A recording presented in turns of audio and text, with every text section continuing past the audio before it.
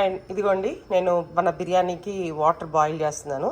So బిర్యానీకి water boil చేసే పద్ధతి ఏంటంటే మనం నీళ్ళు తీసుకోవాలి, ఫుల్గా నీళ్ళు తీసుకోవాలి. రైస్ 1:1 కాకుండా కొద్దిగా ఎక్కువగానే నీళ్ళు తీసుకోవాలి. ఎందుకంటే మనం చికెన్లో కానీ మటన్లో కానీ ఈ బాయిల్ అయిన వాటర్ వేయడానికి.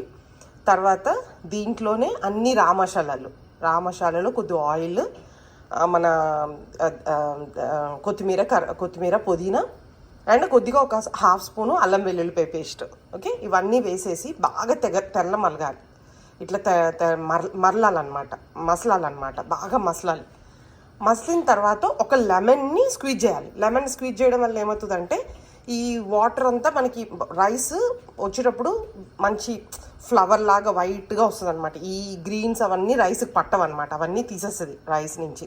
సో ఇది బాగా మరిగిన తర్వాత లెమన్ వేసుకోవాలి.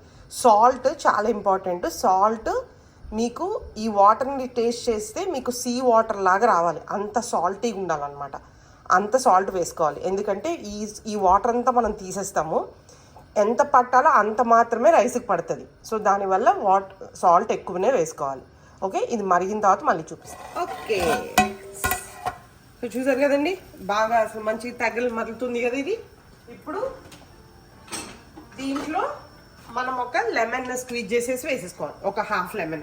ఓకే, దీనివల్ల ఏమవుతుందంటే ఈ అన్నానికి